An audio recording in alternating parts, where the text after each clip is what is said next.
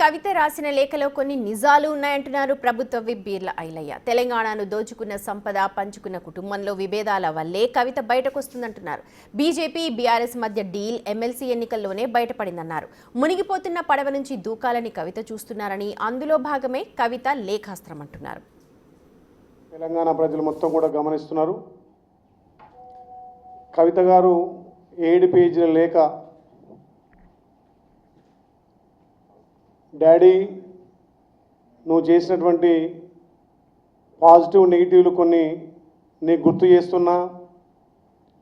తెలంగాణ ప్రజలు 10 సంవత్సరాలు మనకు అధికారం ఇస్తే దోచుకొని దాచుకొని ప్రజలలోకి మనం వెళ్ళలేదు, అందుకే మన ఇంట్లో కూర్చోబెట్టిర్రు. బీసీల పట్ల, మైనార్టీల పట్ల, ఎస్సీ వర్గీకరణ పట్ల మనం మాట్లాడకపోవడం వల్లే తెలంగాణ ప్రజలు మనం విస్మరించారు అని చెప్పి కొన్ని నిజాలను బయటపెట్టింది కవిత గారు.